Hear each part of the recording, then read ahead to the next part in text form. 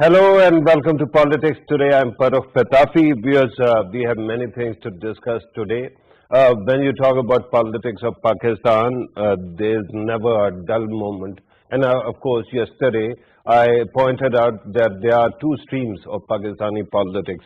One is quite visible, where everybody is scoring points, and media also somehow becomes, or media pundits become part of blame game as well. The other one was quite visible for past 2 days on the kind of attitude that we saw coming from TLP and the way people were harassed. Usually when it comes to this kind of politics, opportunism prevails and political parties easily cut deals, right? But fortunately, today we saw the government of Pakistan reasserting. Actually, it started from yesterday, but the government of Pakistan started reasserting its writ, and we have seen that roads have been cleared. And then today, the Federal Interior Minister Sheikh Rashid Ahmed announced that the government is going to, ban TLP under the anti-terrorism law. It is an important development because we have seen that this space was being exploited, and because no political party could alienate such a religious organizations, the problem was that it was becoming a Frankenstein's monster for the state and the people of Pakistan. We have seen that PMLN seems to be flip-flopping on the matter, but this is exactly the kind of political opportunism that ensures that these parties keep on losing traction, because when you see it ground to the organizations like TLP, you seldom regain it. But let us now talk about the politics of Pakistan, especially the first stream that I actually mentioned. And that is quite visible. Shahbaz Sharif finally got bail today. And that is not all. We have seen that when it comes to the political point scoring, the point scoring continues. PMLN is asserting itself the way it has been, but there seems to be a clear divide within the ranks of the party. On one side, Shahbaz Sharif's freedom entails that he might reassert, and his stars, or his faction of the party stars, are ascending.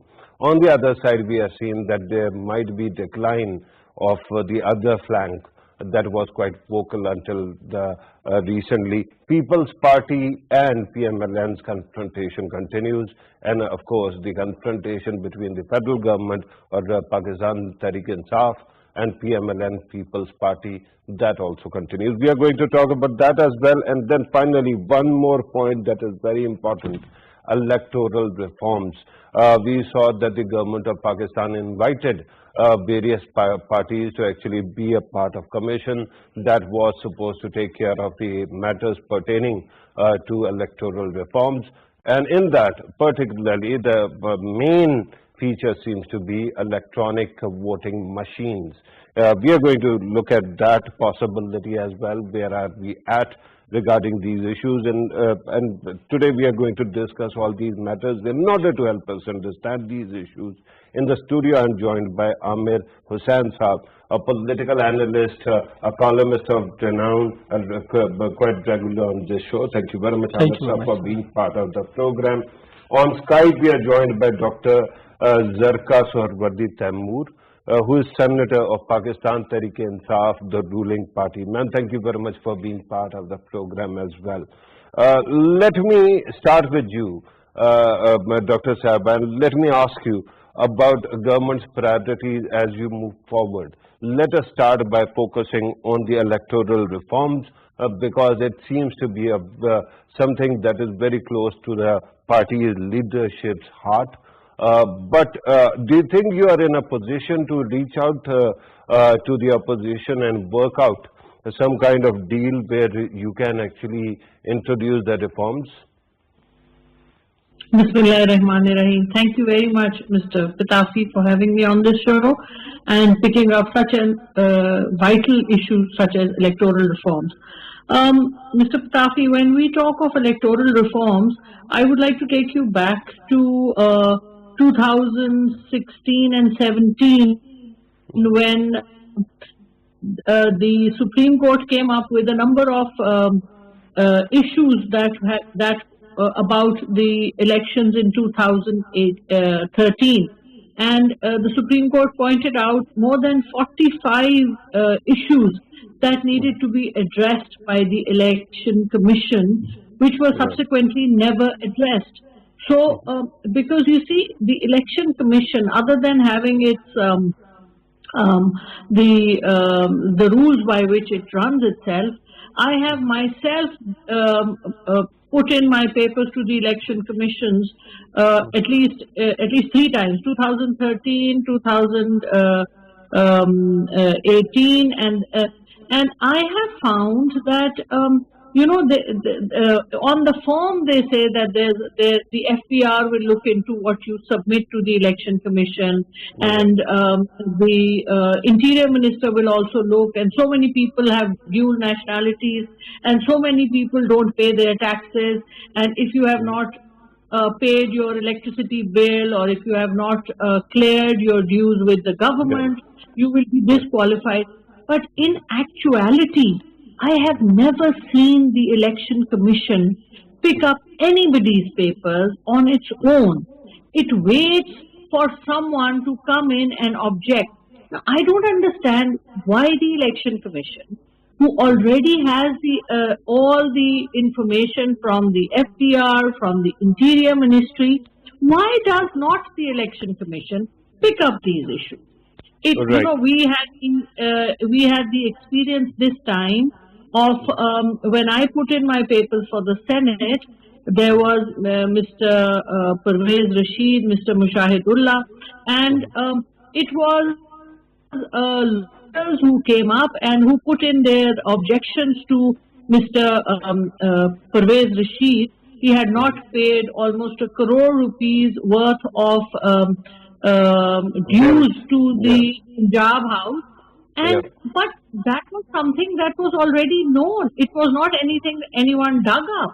It was public information that was in the public domain, and there are so many cases against people. So I have as a citizen of Pakistan, I have a question to the Election Commission: why doesn't it pick these things up? Why does it let convicted people? And that's a good point. Dr. Zarka, that is a good point. I'm going to come back to you. Allow me to bring in the other guest, although my question about the government's ability to work across the aisle and seek help of the opposition still needs to be answered. I'm going to come back to you. Let me bring in Amir Hussain Saab. Amir Saab, here's the problem. Since 2002, I remember, we have been at this project of strengthening Election Commission and reforming electoral reforms. Repeatedly, many amendments, many changes have come. But it seems that despite that, every time, whenever there is election, some political party, one or maybe all, find fault with how Election Commission conducts its business. There seem to be 2 problems with it, right? One is, of course, that Dr. Zarka has pointed out, the issue of understanding or a desire to actually take a stance. The other one seems to be the issue of capacity, because Election Commission doesn't have its own army, it doesn't have its own enforcement agencies. It can commandeer all the resources if it wants to during the elections, but it is usually reluctant. So what exactly needs to be done to empower Election Commission?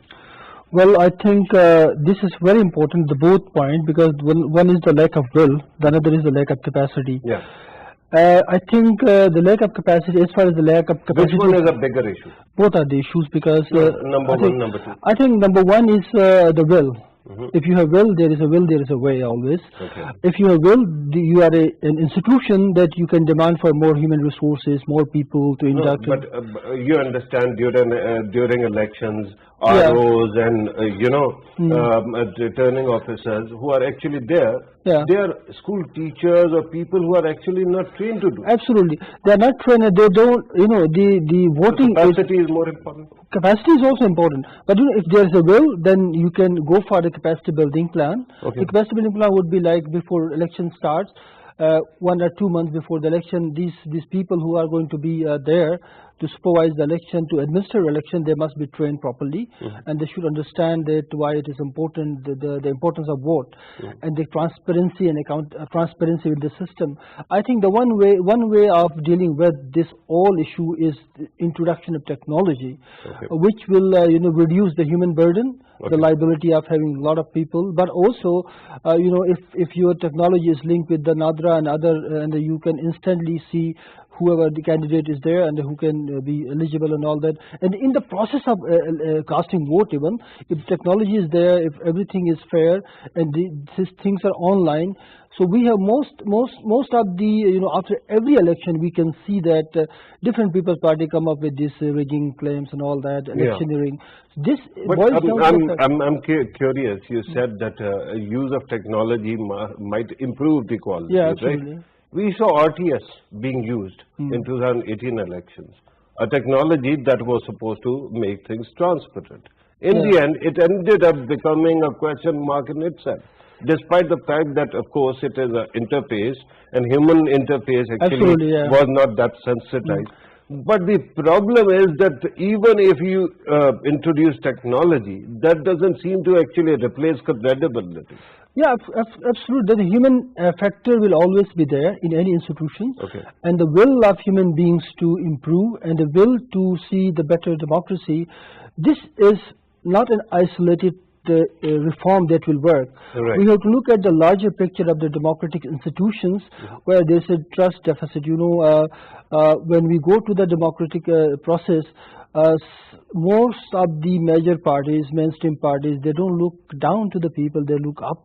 So that is the problem. I think we have to see that the downward accountability, the public accountability, and the idea that, the notion that the trickle down accountability. The trickle down accountability, that is very important, and I think that comes in the process of in the course of time, because the election commission is now learning a lot of things. Last 2-3 elections, we have seen a number of instances where different political parties put those who lost election had to put an objection. That is the problem. Last 2-3 elections.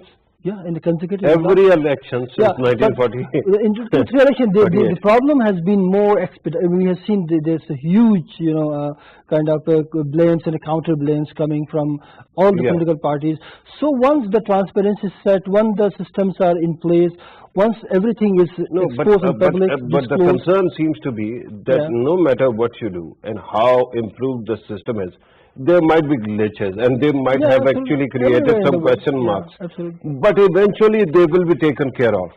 But political parties refuse to accept results when they lose. It is a systemic and cultural issue, and it has been there since my childhood. I don't know about yours, right? Because, we come from society.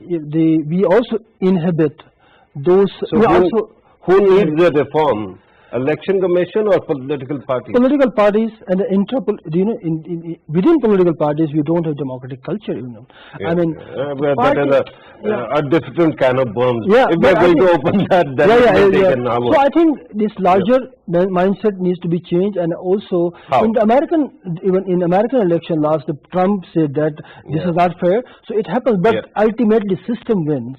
But give their system credit that for 200 years it kept functioning, right? So we need that doesn't seem to be the case here. In 70 years, we always had problems. Let us try to get democracy evolved in the course of time. Yeah, and evolution takes time, right? Nobody has that kind of time, or at least people think they do. Dr. Zarqa, again, the question is whether your party will be able to reach across the aisle. And I don't mean actually trying to approach across the aisle, reach across the aisle and accomplish reform that might be needed. I think Pitafi Saab this time, because the numbers in the Senate are different from the previous, before this recent election in March, I have a feeling that we may have a more amenable opposition. And I think there is a will in the government and the institutions that there has to be consensus on national issues. And our political parties and the political players have to show their maturity in understanding that personal issues and political party interests are one thing, but national interest is another ballgame, and you definitely have to sit together to work forward when it comes to national interest. You know Right. what we And saw with Dr. Saba, yeah. Dr. Saba, they say that the taste of a pudding is in its eating, or proof of a pudding is in its eating. You were talking about national interest. Since yesterday or day before yesterday, how many political parties have you seen coming on television and condemning what TLP was doing? It was the easiest thing to do, right? But political parties don't seem to move in that way. Because unfortunately, Mr. Pitafi, they have vested interests, and one of the reasons why I am not very happy with with what goes on prime time on television is that we make heroes out of people who are zeros. The political players in this country, you talk about any one of the top 4 or 5, and they are what? They're representing dynasties, they are representing criminals, they are representing convicted people. And how, what kind of a nation are we that we give them prime time? We talk about them, we glorify them. No, We give I them- get what you're saying, and I understand that this is the narrative of your party. Remember the first question that I asked and I continued with was whether your party is able to actually reach across the aisle, and you said that this time the opposition might be more amenable. And now you're calling the leadership of the same party convicts, criminals. So how do you plan to actually make it work? Kindly let me speak. I am not calling them criminals. They are convicted criminals. There are people who have been convicted, who are not allowed to contest elections, and you glorify them. I mean, I don't want to take names. I can take names, but no, you can take name, and I understand that you are talking about Nawaz Sharif, right? Yeah. I'm talking about Nawaz Sharif. I'm talking about Maryam Nawaz.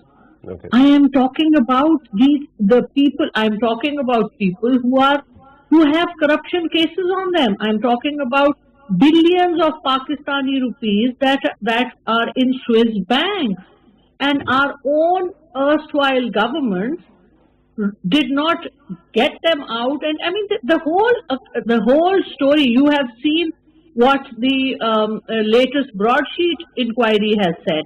I mean, do you want to close your eyes and then ask me that why, Dr. Zarka, why are you calling them? I'm not calling them anything. The Panama Papers was that. So, Mr. Pitafi, let me speak. The point is, Dr. Saba, rest assured that I don't have my eyes closed. My question was primarily about, the contradiction and the approach. On one side, you are supposed to actually work with them, right? On the other side, you actually point out that they are cheats or they are bad. I understand that at least 2 people might be convicted, but regarding the other people, like Asif Ali Zardari is not a convict. He is under trial, of course. Similarly, Shehbaz Sharif, who was just released, who got the bail, he is also under trial. So these people are reality of your parliament. You'll have to work with them, right? If you want to bring about some kind of reform package in the parliament. See, Mr. Pitafi, the point I'm trying to bring across is that instead of talking about personalities, we should be talking about the issues. If you are sitting in the media, you reach out across to so many people who think and who try to understand what the issues are. We need to go away from personalities and talk about the issues of Pakistan. Because with our current speed at 70 years, another 700 years, and we'll still be in the same place where we are, because as you mentioned earlier with reference to the Election Commission, you require a will to do things. It's not about the means. The means come when you have a will. So Pakistan needs to start focusing on issues, and we need to address these things.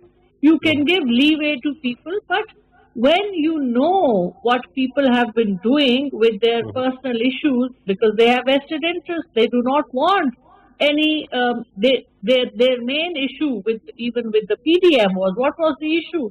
The issue was they want Mr. Imran Khan, the Prime Minister, because he talks about accountability. Nobody likes that. Right, ma'am, that's fair point. But let me bring in a representation from PMLN as well. Shiza Khaja Sahiba, MNA of Pakistan Muslim League Nawaz, joins us on telephone. Shiza Khaja Sahiba, thank you very much for being part of the program. I have two questions regarding how PMLN actually plans to approach things. One is regarding the electoral reform package.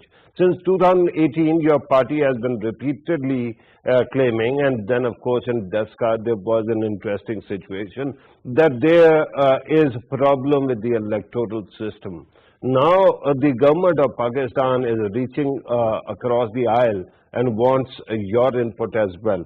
Will you be actually helping the government and reform the system that eventually helps you? And the second aspect, the second question is about TLP. We saw your senior leaders actually commenting in kind of in support or rationalizing TLP. Do you think that being a victim of TLP's activism in the past, you should be taking some kind of position of in that direction at all? Shiza Khaja Sahiba.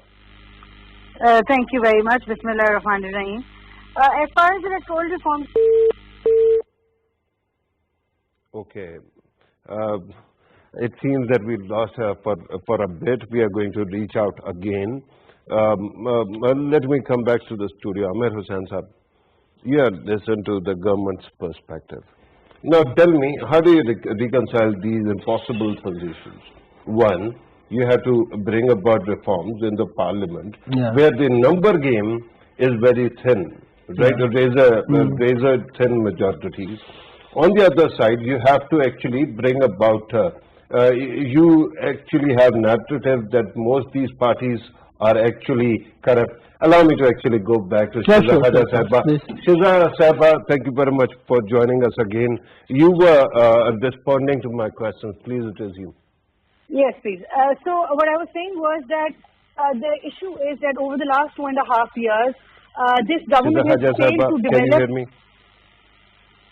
Can you hear me? Yeah, you were responding to my question. Please, kindly resume. Yes, I'm continuing. Our issue is that this government over the last 2.5 years has failed to develop that kind of trust where the opposition can now sit with them. When this government was formed, despite our reservations, we sat with them and we offered chart of economy. When the COVID issue came up, we were the ones who offered to sit together on a table. But the Prime Minister, starting from Kashmir issue to COVID issue to economy, you name an issue, the Prime Minister has refused to sit with the opposition. And the people and the representatives that he sends are absolutely irrelevant people. They're non-elected people who are sent to sit with elected representatives.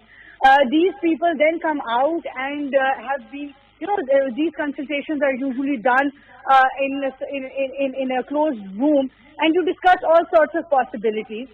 But these people have been coming out and spreading lies about these meetings when we sat on FATF, when we sat on the lab issue. So there is an absolute trust deficit. We don't trust them. If we sit with them, we are sure that 2 days later they're just going to come out and start shouting their rote-learned slogans of NRO and God knows what.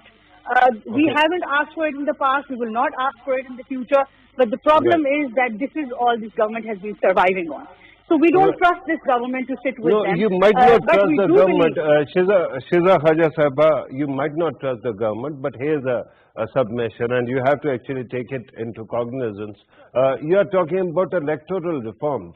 And your complaint was primarily about elections, the way they were conducted in 2018, the way they were conducted in Daska for the first time.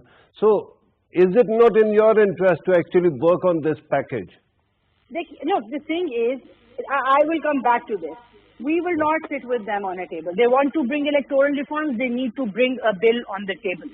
We will look at the bill, we will discuss it in the standing committee, we will give our input to it, we will give our amendments. If needed, we will also give our own electoral reforms bill, and we can sit in the standing committees, discuss it in the parliament. They need to make the parliament functional. They can't keep forming special committees for every issue and then do it behind doors and come out and spread lies. This is not how the governments work. They need to make the parliament functional. They need to have effective, productive debate inside the floor of the house, which goes public. They need to sit in their standing committees and make those effective. For more than half of their tenure, the standing committees had been halted.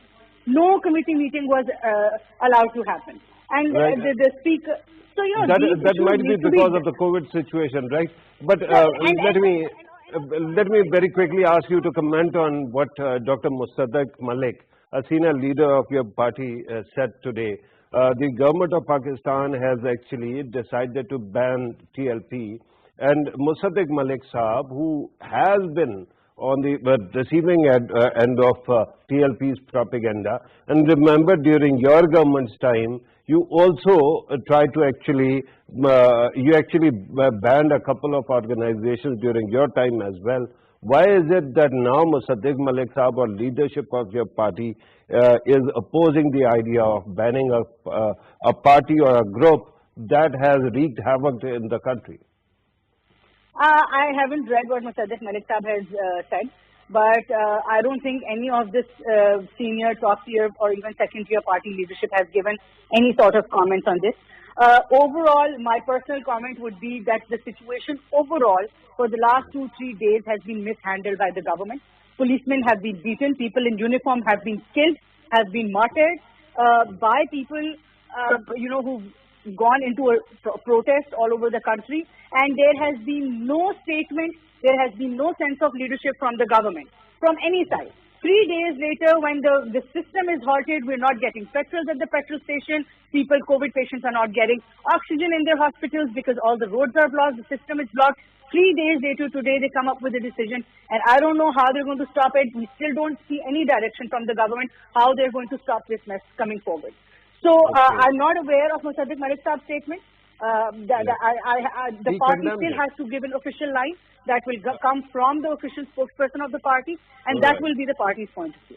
Right. So Mustadaq Malik's point of view is his personal view, right? Again, Shiza Khaja Sahaba, I hope you can stay with us during the program. Let me take the reaction from the government's representation, then I'm coming back to the studio. You have listened to what Shiza Khaja Sahaba said, Dr. Zarka Sahaba. Care to respond to what was said? Shiza is a respected member of the National Assembly, and I respect her views. She has the right to express her views.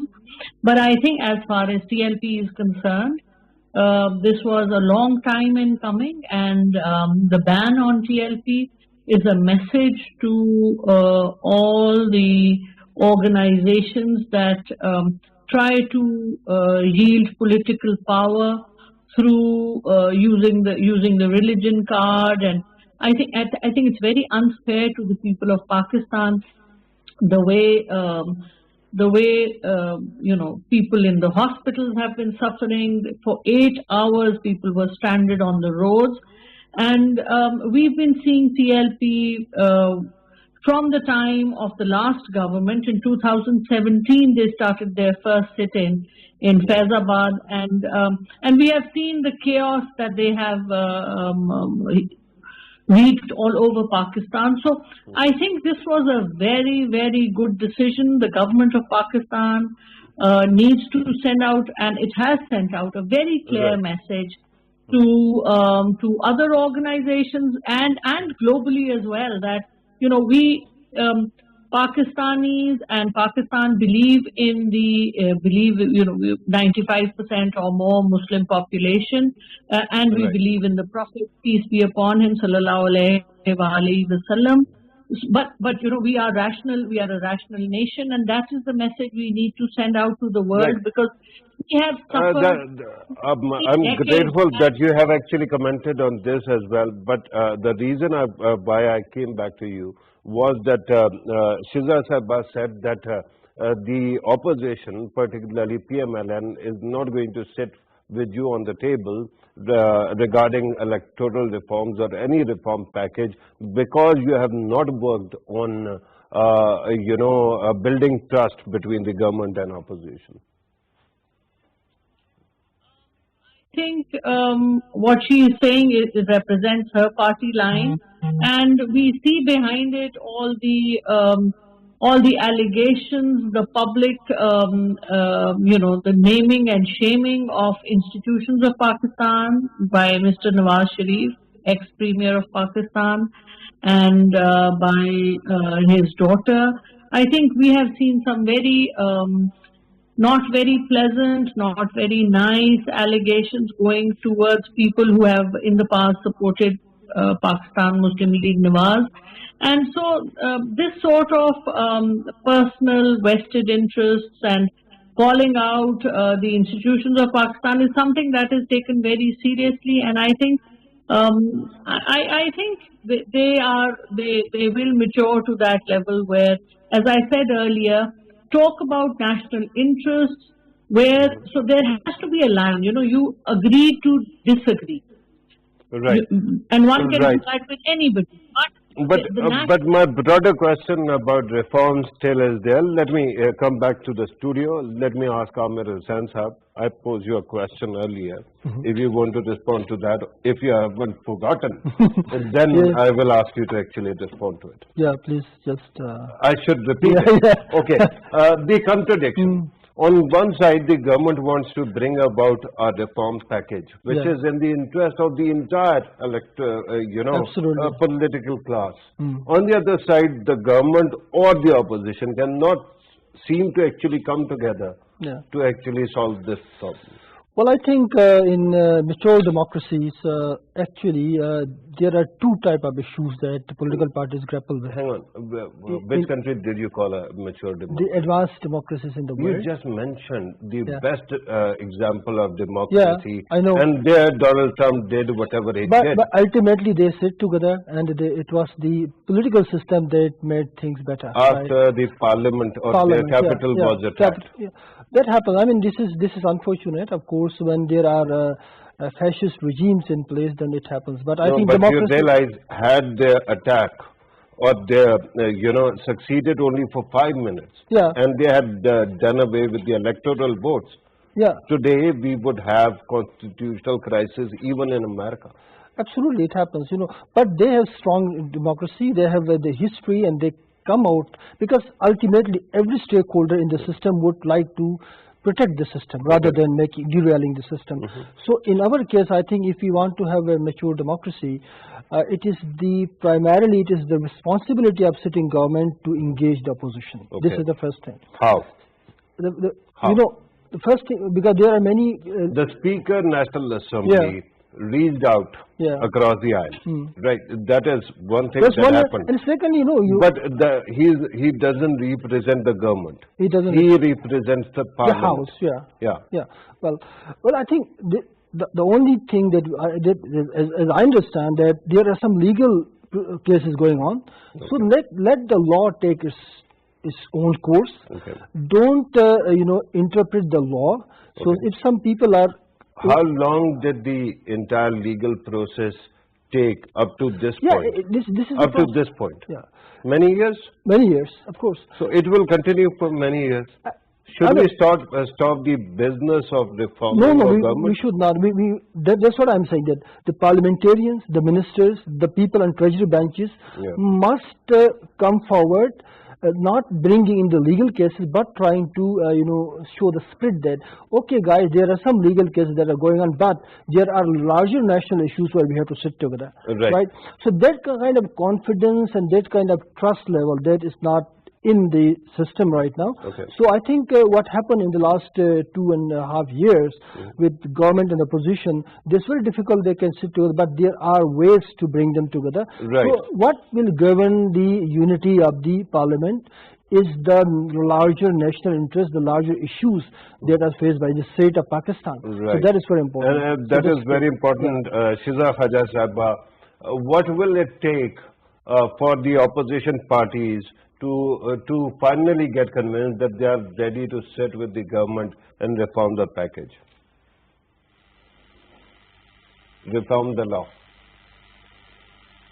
I think we have lost contact Can you hear me with now? her. Shiza Khaja Sahaba, can you hear me? Yeah, I can, Ji. Can you hear me now? Yeah, I can. My question was, what will it take for the opposition to get convinced that the government is serious, and then the opposition can sit with the government and reform the laws?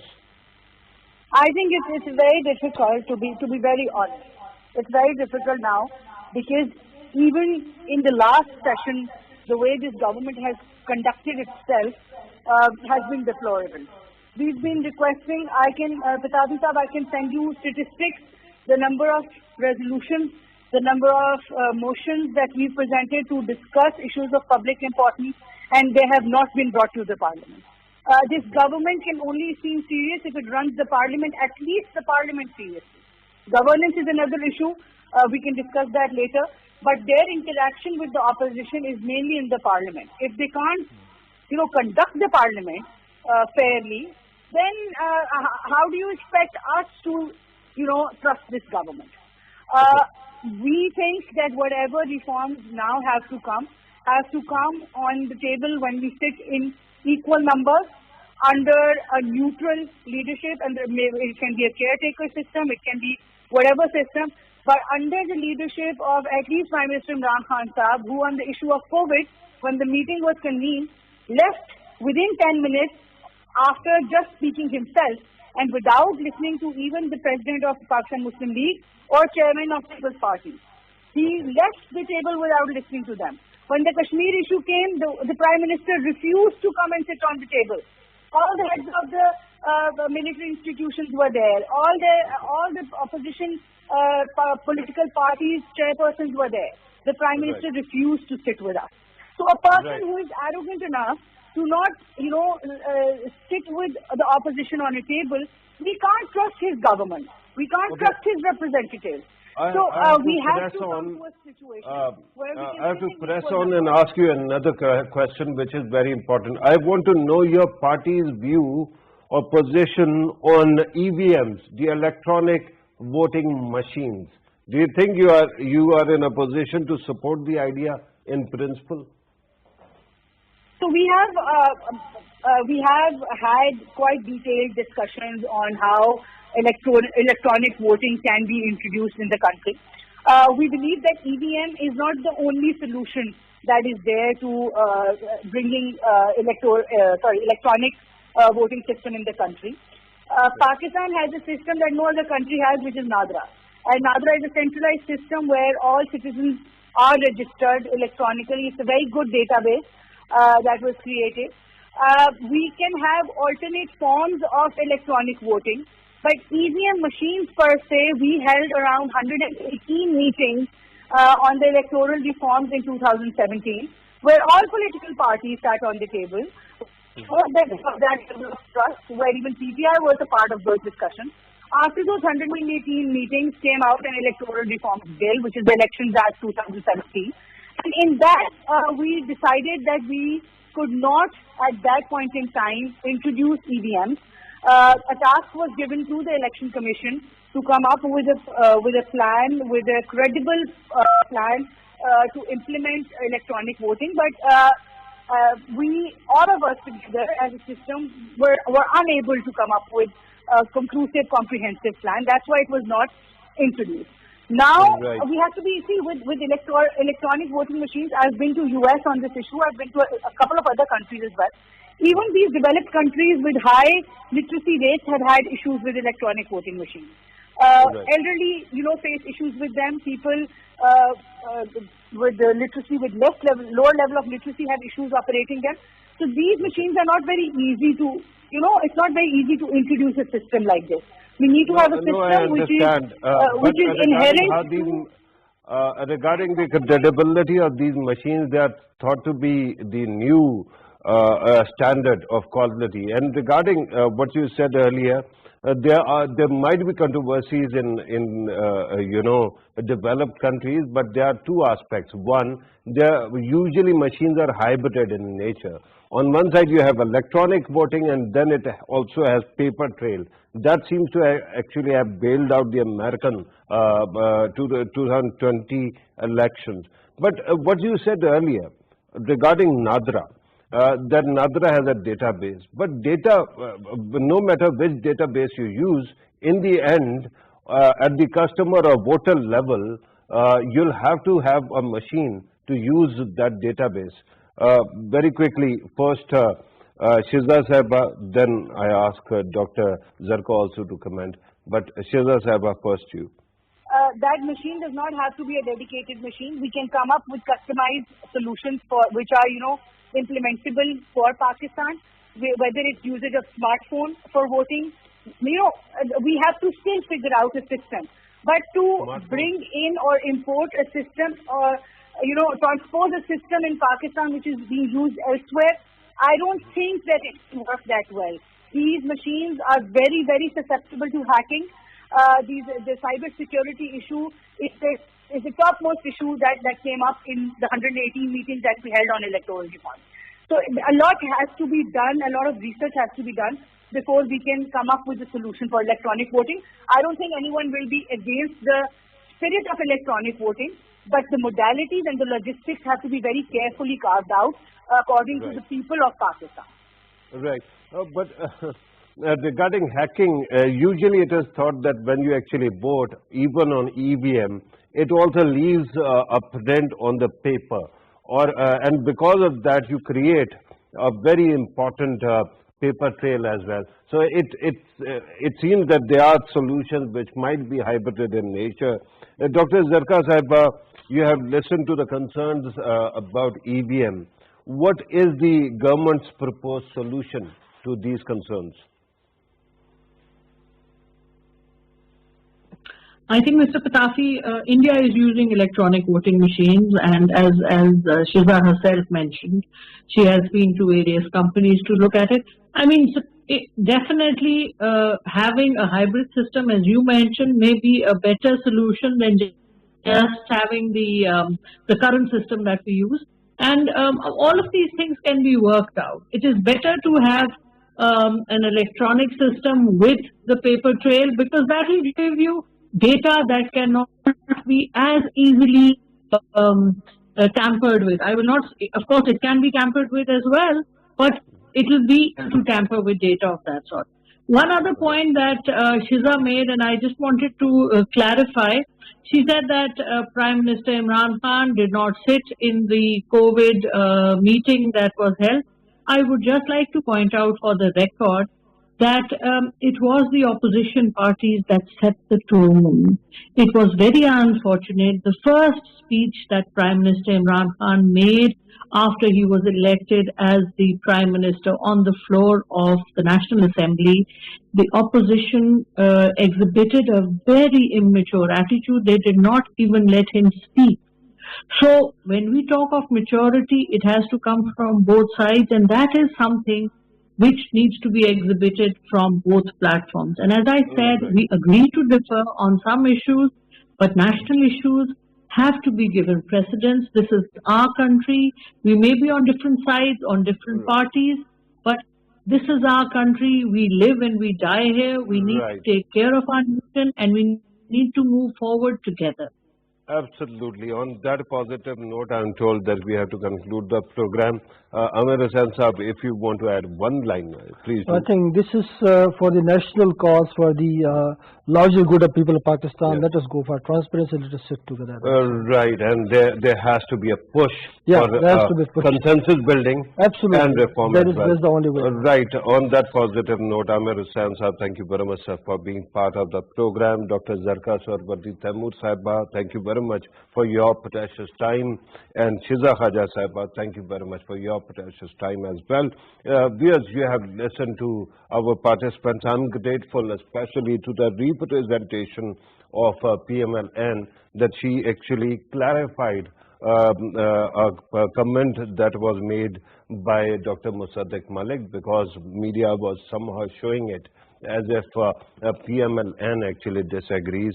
Let us hope that regarding TLP and regarding other issues of national import, we can see consensus, because in the end, the phenomena like TTP and then TLP, they actually challenge not one party. They actually challenge not merely the political class, but all the institutions. We have seen that happening during confrontation with TTP. They attacked the judiciary, they attacked the armed forces, they attacked media, they attacked doctors, religious elite as well, and in the end, naturally, the political class as well. But regarding EVMs and electoral reforms, I can sense, and I hope while you were listening, you could sense also that there is a possibility of building consensus. Let us hope in coming days we see a push for that, but that kind of a push will have to be political. Shehbaz Sharif is coming out, the Prime Minister and the leader of opposition, if they could have some kind of interaction, that will solve so many problems in this country that you cannot even imagine. This was today's program. Thank you very much for watching. Take care.